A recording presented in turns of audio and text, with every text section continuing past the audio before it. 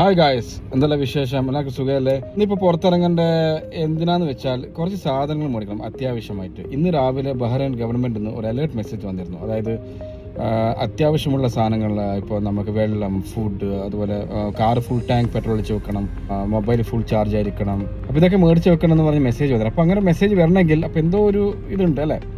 അങ്ങനെ നമ്മളിപ്പോൾ പുറത്തിറങ്ങുകയാണ്. എല്ലാം ഒന്ന് പ്രിപ്പയർ ചെയ്ത് വെക്കട്ടെ.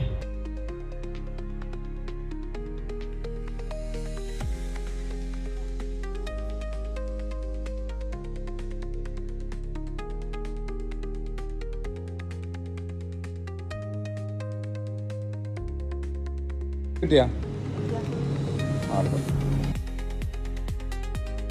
നല്ല കണ്ണൻ ദേവൻ ചായപ്പൊടി, ഇത്ര വലിയ ബോട്ടിലും ഇത് നേരത്തെ ഉപയോഗിച്ചാണോ?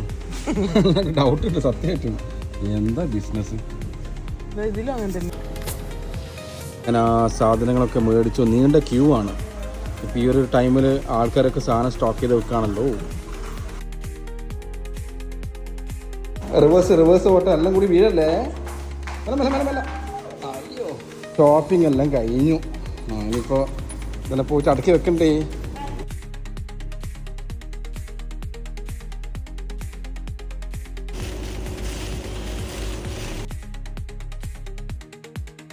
വാ, ലെറ്റ്സ് ഗോ.